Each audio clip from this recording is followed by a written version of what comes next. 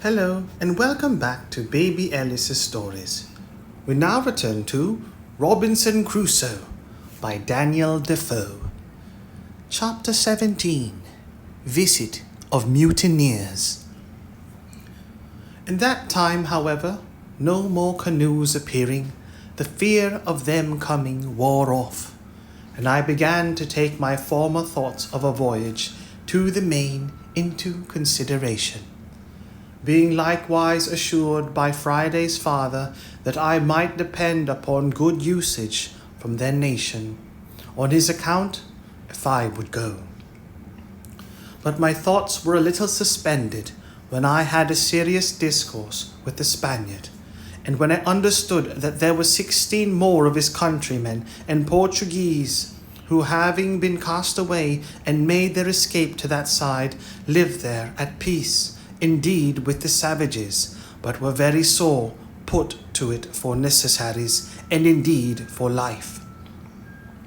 I asked him all the particulars of their voyage, and found they were a Spanish ship bound from the Rio de la Plata to the Havana, being directed to leave their loading there, which was chiefly hides and silver, and to bring back what European goods they could meet with there. That they had 5 Portuguese seamen on board, whom they took out of another wreck, that 5 of their own men were drowned when first the ship was lost, and that these escaped through infinite dangers and hazards, and arrived, almost starved, on the Cannibal coast, where they expected to have been devoured every moment. He told me they had some arms with them, but they were perfectly useless, for that they had neither powder nor ball, the washing of the sea having spoiled all their powder but a little, which they used at their first landing to provide themselves with some food. I asked him what he thought would become of them there, and if they had formed any design of making their escape, and he said they had many consultations about it, but that having neither vessel nor tools to build one, nor provisions of any kind, their counsels always ended in tears and despair. I asked him how he thought they would receive a proposal from me, which might tend towards an escape, and whether, if they were all here, it might not be done. I told him with freedom I feared mostly their treachery and ill usage of me, if I put my life in their hands, for that gratitude was no inherent virtue in the nature of man, nor did men always square their dealings by the obligations they had received so much as they did by the advantages they expected. I told him it would be very hard that I should be made the instrument of their deliverance, and that they should afterwards make me their prisoner in New Spain, where an Englishman was certain to be made a sacrifice. What necessity or what accident soever brought him thither, and that I had rather be delivered up to the savages and be devoured alive, than fall into the merciless claws of the priests and be carried into the Inquisition. I added that, otherwise I was persuaded, if they were all here, we might, with so many hands, build a bark large enough to carry us all away, either to the Brazil southward, or to the islands or Spanish coast northward. But that if, in requital, they should, when I had put weapons into their hands, carry me by force among their own people, I might be ill used for my kindness to them, and make my case worse than it was before.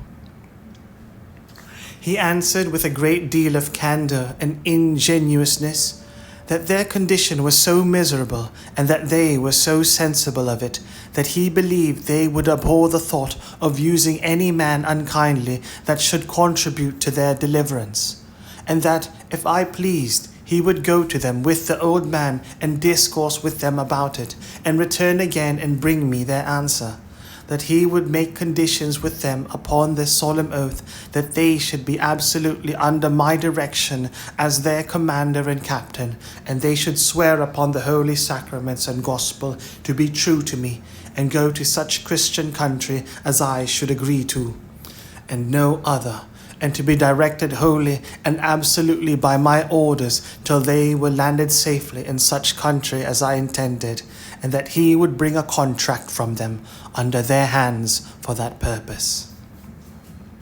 Then he told me he would first swear to me himself that he would never stir from me as long as he lived till I gave him orders, and that he would take my side to the last drop of his blood if there should happen the last breach of faith among his countrymen.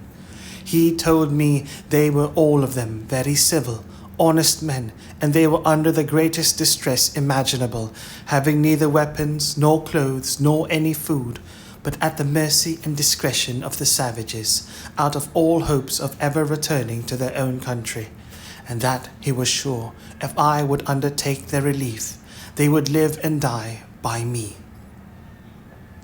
Upon these assurances, I resolved to venture to relieve them, if possible, and to send the old savage and his Spaniard over to them to treat. But when we had got all things in readiness to go, the Spaniard himself started an objection, which had so much prudence in it on one hand, and so much sincerity on the other hand, that I could not but be very well satisfied in it, and by his advice put off the deliverance of his comrades for at least half a year. The case was thus. He had been with us now about a month, during which time I had let him see in what manner I had provided, with the assistance of Providence, for my support. And he saw evidently what stock of corn and rice I had laid up, which, though it was more than sufficient for myself, yet it was not sufficient without good husbandry for my family. Now it was increased to 4.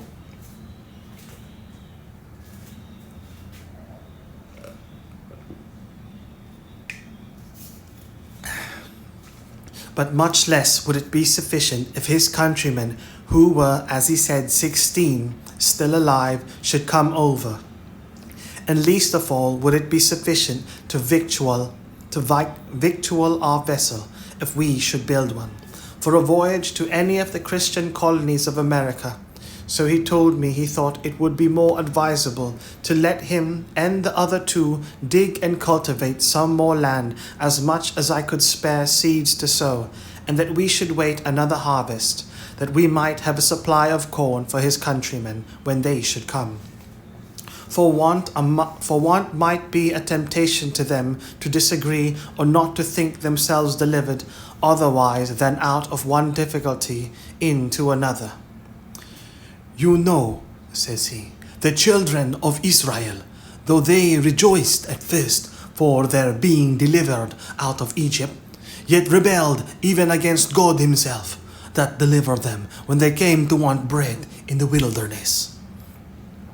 His caution was so sensible, and his advice so good, that I could not but be very well pleased with his proposal, as well as I was satisfied with his fidelity. So we fell to digging, all 4 of us, as well as the wooden tools we were furnished with permitted. And in about a month's time, by the end of which it was seed time, we had got as much land cured and trimmed up as we sowed 22 bushels of barley on, and 16 jars of rice, which was, in short, all the seed we had to spare. Indeed, we left ourselves barely sufficient for our own food for the 6 months that we had to accept our crop, that is to say, reckoning from the time we set our seed aside for sowing. For it is not to be supposed it is 6 months in the ground in that country. Having now society enough, and our numbers being sufficient to put us out of fear of the savages, if they had come, unless their number had been very great, we went freely all over the island whenever we found occasion. And as we had our escape, our deliverance upon our thoughts, it was impossible, at least for me, to have the means of it out of mine. For this purpose I marked out several trees which I thought fit for our work, and I set Friday and his father to cut them down. And then I caused the Spaniard, to whom I imparted my thoughts on that affair, to oversee and direct their work. I showed them with what indefatigable pains I had hewed a large tree into single planks, and I caused them to do the like, till they made about 12 large planks of good oak, near 2 feet broad, 35 feet long, and from 2 inches to 4 inches thick. What prodigious labour it took up, any one may imagine.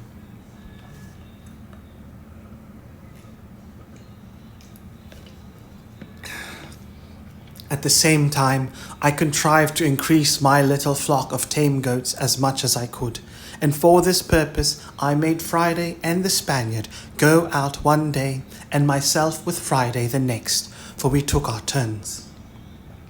And by this means we got about 20 young kids to breed up with the rest, for whenever we shot the dam, we saved the kids and added them to our flock.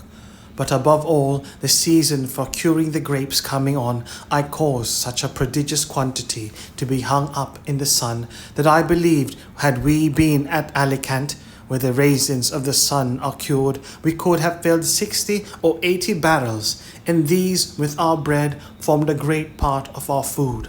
Very good living too, I assure you, for they are exceedingly nourishing. It was now harvest, and our crop in good order. It was not the most plentiful increase I had seen in the island, but however it was enough to answer our end, for from 22 bushels of barley we brought in and thrashed out about 220 bushels. And the like in proportion of the rice, which was store enough for our food to the next harvest. Though all the 16 Spaniards had been on shore with me, or if we had been ready for a voyage, it would very plentifully have victualled our ship to have carried us to any part of the world, that is to say, any part of America. When we had thus housed and secured a magazine of corn, we fell to work to make more wickerware, namely great baskets in which we kept it, and the Spaniard was very handy and dexterous at this part, and often blamed me that I did not make some things for defence of this kind of work, but I saw no need of it. And now, having a full supply of food for all the guests I expected, I gave the Spaniard leave to go over to the main to see what he could do with those he had left behind him there. I gave him a strict charge not to bring any man who would not first swear in the presence of himself and the old savage that he would in no way injure, fight with, or attack the person he should find in the island, who was so kind as to send for them in order to their deliverance, but that they would stand by him and defend him against all such attempts, and wherever they went would be entirely under and subjected to his command, and that this should be put in writing and signed in their hands. How they were to have done this, when I knew they had neither pen nor ink, was a question which we never asked. Under these instructions, the Spaniard and the old savage, the father of Friday, went away in one of the canoes which they might be said to have come in, or rather were brought in, when they came as prisoners to be devoured by the savages. I gave each of them a musket with a firelock on it, and about 8 charges of powder and ball, charging them to be very good husbands of both, and not to use either of them but upon urgent occasions. This was a cheerful work, being the first measures used by me in view of my deliverance for now 27 years and some days. I gave them provisions of bread and of dried grapes, sufficient for themselves for many days, and sufficient for all the Spaniards. For about 8 days' time, and wishing them a good voyage, I saw them go, agreeing with them about a signal they should hang out at their return, by which I should know them again when they came back at a distance. Before they came on shore, they went away with a fair gale on the day that the moon was at full, by my account in the month of October, but as for an exact reckoning of days, after I had once lost it, I could never recover it again, nor had I kept even the number of years so punctually as to be sure I was right. Though as it proved when I afterwards examined my account, I found I had kept a true reckoning of years. It was no less than 8 days I had waited for them, when a stranger and unforeseen accident intervened, of which the like has not perhaps been heard of in history. I was fast asleep in my hutch one morning, when my man Friday came running into me and called aloud, "Master, master, they are come, they are come!" I jumped up, and regardless of danger I went, as soon as I could get my clothes on, through my little grove, which, by the way, was by this time grown to be a very thick wood. I say regardless of danger, I went out without my arms, which was not my custom to do. But I was surprised when, turning my eyes to the sea, I presently saw a boat at about 1.5 leagues distance, standing in for the shore, with a shoulder of mutton sail, as they call it, and the wind blowing pretty fair to bring them in. I also observed presently that they did not come from that side which the shore lay on, but from the southernmost end of the island.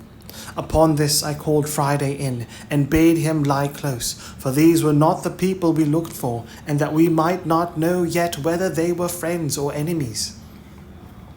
In the next place I went in to fetch my perspective glass to see what I could make of them, and having taken the ladder out, I climbed up to the top of the hills, as I used to do when I was apprehensive of anything, and to take my view the plainer without being discovered. I had scarce set my foot upon the hill when my eye plainly discovered a ship lying at anchor at about 2.5 leagues distance from me, south-southeast, but not above 1.5 leagues from the shore.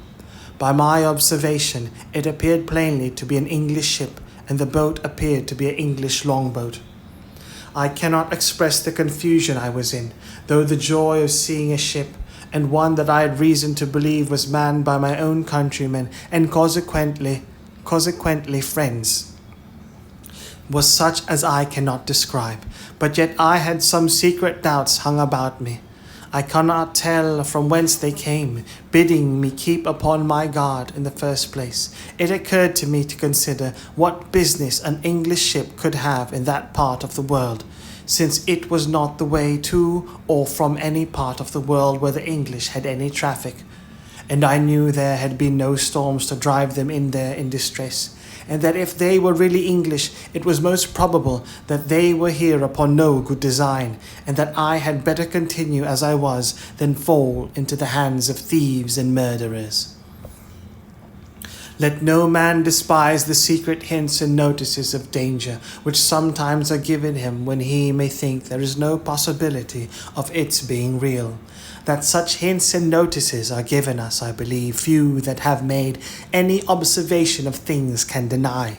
That they are certain discoveries of an invisible world and a converse of spirits we cannot doubt, and if the tendency of them seems to be to warn us of danger, why should we not suppose they are from some friendly agent, whether supreme or inferior and subordinate is not the question, and that they are given for our good.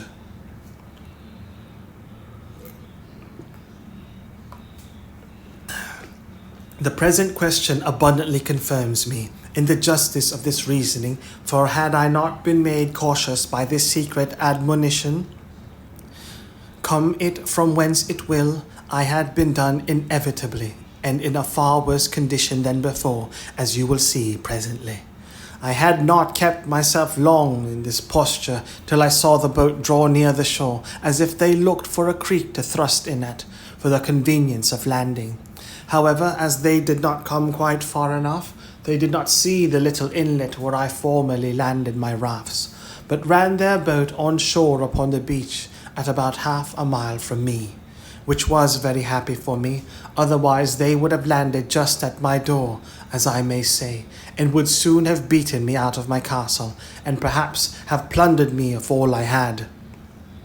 When they were on shore, I was fully satisfied they were Englishmen, at least most of them. 1 or 2 I thought were Dutch, but it did not prove so. They were in all 11 men, whereof 3 of them I found were unarmed, and as I thought, bound, And when the first 4 or 5 of them were jumped on shore, they took these 3 out of the boat as prisoners. One of the 3 I could perceive using the most passionate gestures of entreaty, affliction, and despair, even to a kind of extravagance. The other 2 I could perceive lifted up their hands sometimes, and appeared concerned indeed, but not to such a degree as the first. I was perfectly confounded at the sight, and knew not what the meaning of it should be. Friday called out to me in English as well as he could, "Oh, master, you see Englishmans eat prisoners as well as savage mans." "Why, Friday," says I, "do you think they are going to eat them then?" "Yes," says Friday, "they will eat them." "No, no," says I. "Friday, I am afraid they will murder them indeed, but you may be sure they will not eat them." All this while I had no thought of what the matter really was, but stood trembling with the horror of the sight, expecting every moment when the 3 prisoners should be killed. Nay, once I saw one of the villains lift up his arms with a great cutlass, as the seamen call it, or sword, to strike one of the poor men, and I expected to see him fall every moment, at which all the blood in my body seemed to run chill in my veins. I wished heartily now for the Spaniard and the savage that had gone with him, or that I had any way to have some undiscovered within shot of them, that I might have secured the 3 men, for I saw no firearms they had among them. But it fell out to my mind another way. After I had observed the outrageous usage of the 3 men by the insolent seamen, I observed the fellows run scattering about the island as if they wanted to see the country. I observed that the 3 other men had liberty to go also where they pleased, but they sat down, all 3, upon the ground, very pensive, and looked like men in despair. This put me in mind of the first time when I came on shore, and began to look about me, how I gave myself over for lost, how wildly I looked round me, what dreadful apprehensions I had, and how I lodged in the tree all night for fear of being devoured by wild beasts, as I knew nothing that night of the supply I was to receive by the providential driving of the ship nearer the land by the storms and tide, by which I have since been so long nourished and supported. So these 3 poor desolate men knew nothing how certain of deliverance and supply they were, how near it was to them, and how effectually and really they were in a condition of safety, at the same time that they thought themselves lost and their case desperate. So little do we see before us in the world, and so much reason have we to depend cheerfully upon the great Maker of the world, that he does not leave his creatures so absolutely destitute, but that in the worst circumstances they have always something to be thankful for, and sometimes are nearer deliverance than they imagine, nay, are even brought to their deliverance by the means by which they seem to be brought to their destruction. It was just at high water when these people came on shore, and while they rambled about to see what kind of place they were in, they had carelessly stayed till the tide was spent, and the water was ebbed considerably away, leaving their boat aground. They had left 2 men in the boat who, as I found afterwards, having drunk a little too much brandy, fell asleep. However, one of them, waking a little sooner than the other, and finding the boat too fast aground for him to stir it, hallooed out for the rest, who was straggling about, upon which they all soon came to the boat, but it was past all their strength to launch her, the boat being very heavy, and the shore on that side being a soft oozy sand, almost like quicksand. In this condition, like true seamen, who are perhaps the least of all mankind given to forethought, they gave it over, and away they strolled about the country again, and I heard one of them say aloud to another, calling them off from the boat, "Why, let her alone, Jack, can't you? She'll float next tide." By which I was fully confirmed in the main inquiry of what countrymen they were. All this while I kept myself very close, not once daring to stir out of my castle any further than to my place of observation near the top of the hill, and very glad I was to think how well it was fortified. I knew it was no less than 10 hours before the boat could float again, and by that time it would be dark, and I might be at more liberty to see their motions and to hear their discourse, if they had any. In the meantime, I fitted myself up for a battle as before, though with more caution, knowing I had to do with another kind of enemy than I had at first. I ordered Friday also, whom I had made an excellent marksman with his gun, to load himself with arms. I took myself 2 fowling pieces, and gave him 3 muskets. My figure indeed was very fierce. I had my formidable goatskin coat on, with the great cap I have mentioned, a naked sword by my side, 2 pistols in my belt, and a gun upon each shoulder.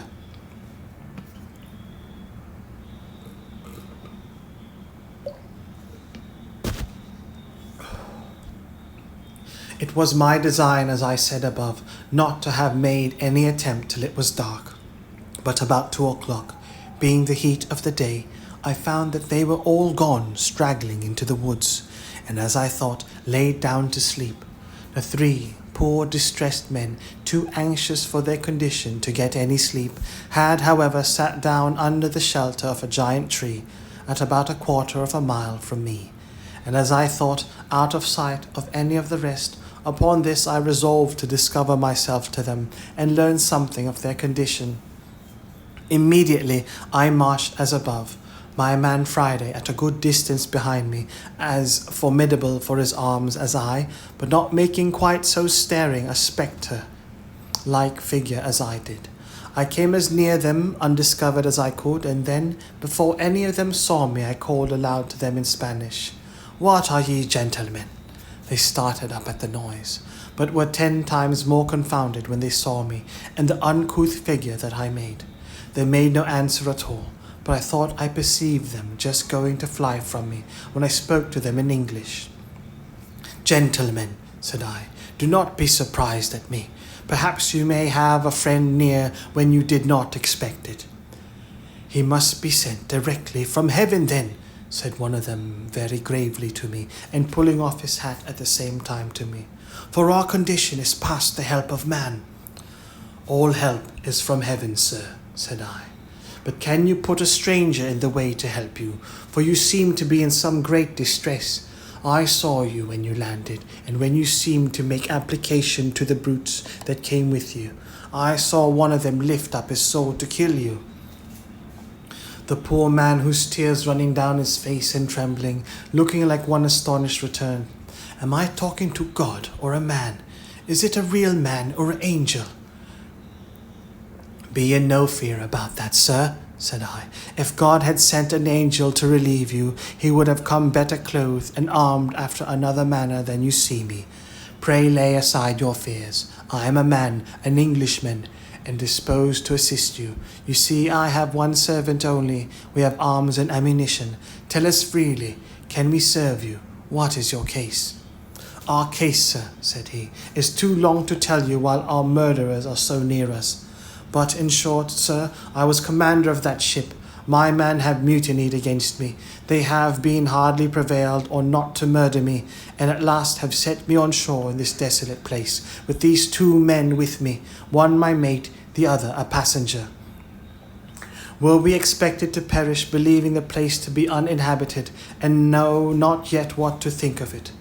Where are these brutes, your enemies?" said I. "Do you know where they are gone?" "There they lie, sir," said he, pointing to a thicket of trees. "My heart trembles for fear they have seen us and heard you speak. If they have, they will certainly murder us all." "Have they any firearms?" said I. He answered, "They had only 2 pieces, one of which they left in the boat."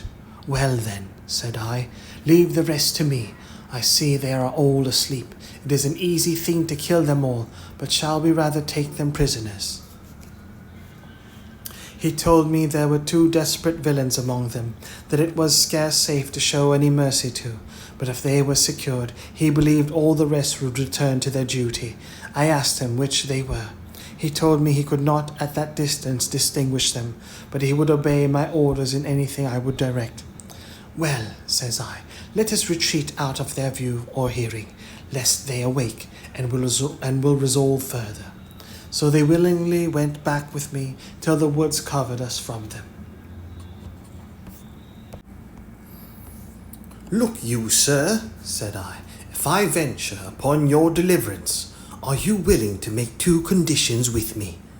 He anticipated my proposals by telling me that both he and the ship, if recovered, would be wholly directed and commanded by me in everything, and if the ship was not recovered, he would live and die with me in what part of the world soever I would send him. And the 2 other men said the same. Well, says I, my conditions are but 2. First, that while you stay in this island with me, you will not pretend to any authority here. And if I put arms in your hands, you will, upon all occasions, give them up to me, and do no prejudice to me or mine upon this island, and in the meantime be governed by my orders. Secondly, that if the ship is or may be recovered, you will carry me and my man to England, passage free. He gave me all the assurances that the invention or faith of man could devise, that he would comply with these most reasonable demands, and besides would owe his life to me and acknowledge it upon all occasions as long as he lived. Well then, said I, here are 3 muskets for you with powder and ball. Tell me next what you think is proper to be done. He showed me all the testimonies of his gratitude that he was able, but offered to be wholly guided by me. I told him I thought it was very hard venturing anything, but the best method I could think of was to fire on them at once as they lay, and if any were not killed at the first volley and offered to submit, we might save them, and so put it wholly upon God's providence to direct the shot. He said very modestly that he was loath to kill them if he could help it, but that those 2 were incorrigible villains, and had been the authors of all the mutiny in the ship, and if they escaped, we should be undone still, for they would go on board and bring the whole ship's company and destroy us all. Well then, says I, necessity legitimates my advice, for it is the only way to save our lives. However, seeing him still cautious of shedding blood, I told him they should go themselves and manage as they found convenient. In the middle of this discourse we heard some of them awake, and soon after we saw 2 of them on their feet. I asked him if either of them were the heads of the mutiny. He said no. Well then, said I, you may let them escape, and Providence seems to have awakened them on purpose to save themselves. Now, says I, if the rest escape you, it is your fault. Animated with this, he took the musket I had given him in his hand, and a pistol in his belt, and his 2 comrades with him, with each a piece in his hand. The 2 men who were with him, going first, made some noise, at which one of the seamen who was awake turned about, and seeing them coming, cried out to the rest, but was too late then, for the moment he cried, out they fired. The 2 men, the captain wisely reserving his own piece. They had so well aimed their shot at the men they knew that one of them was killed on the spot, and the other very much wounded, but not being dead, he started up on his feet and called eagerly for help to the other. But the captain, stepping to him, told him it was too late to cry for help. He should call upon God to forgive his villainy, and with that word knocked him down with the stock of his musket, so that he never spoke more. There were 3 more in the company, and one of them was slightly wounded. By this time I was come, and when they saw their danger, and that it was in vain to resist, they begged for mercy. The captain told them he would spare their lives if they would give him an assurance of their abhorrence of the treachery they had been guilty of, and would swear to be faithful to him in recovering the ship, and afterwards in carrying her back to Jamaica, from whence they came. They gave him all the protestation of their sincerity that could be desired, and he was willing to believe them and spare their lives, which I was not against, only that I obliged him to keep them bound hand and foot while they were on the island. While this was doing, I sent Friday with the captain's mate to the boat with orders to secure her and bring away the oar and sails, which they did.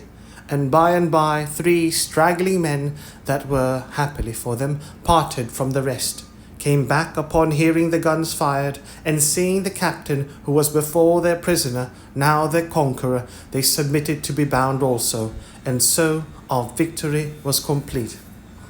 It now remained that the captain and I should inquire into one another's circumstances. I began first and told him my whole history, which he heard with an attention even to amazement, and particularly at the wonderful manner of my being furnished with provisions and ammunition. And indeed, as my story is a whole collection of wonders, it affected him deeply. But when he reflected from thence upon himself, and how I seemed to have been preserved there on purpose to save his life, the tears ran down his face, and he could not speak a word more. After this communication was at an end, I carried him and his 2 men into my apartment, leading them in just where I came out, namely at the top of the house, where I refreshed them with such provisions as I had, and showed them all the contrivances I had made during my long inhabiting that place. All I showed them, all I said to them was perfectly amazing, but above all the captain admired my fortification, and how perfectly I had concealed my retreat with a grove of trees, which, having been now planted nearly 20 years, and the trees growing much faster than in England, was become a little wood, so thick that it was impossible in any part of it but at one side, where I had reserved my little winding passage into it.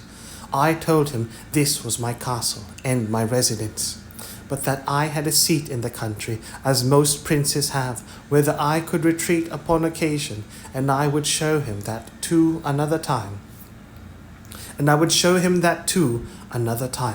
But at present our business was to consider how to recover the ship.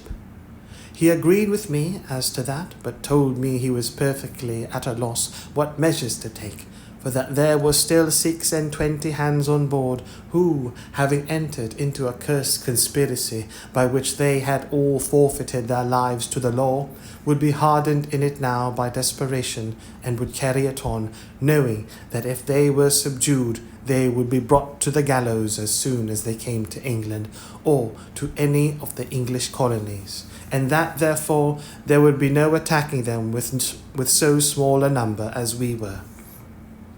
I mused for some time on what he had said, and found it was a very rational conclusion, and that therefore something was to be resolved on speedily, as well to draw the men on board into some snare for their surprise, as to prevent their landing upon us and destroying us. Upon this, it presently occurred to me that in a little while the ship's crew, wondering what was become of their comrades and of the boat, would certainly come on shore in their other boat to look for them, and that then perhaps they might come armed and be too strong for us. This he allowed to be rational. Upon this, I told him the first thing we had to do was to stave the boat which lay upon the beach, so that they might not carry her off, and taking everything out of her, leave her so far useless as not to be fit to swim.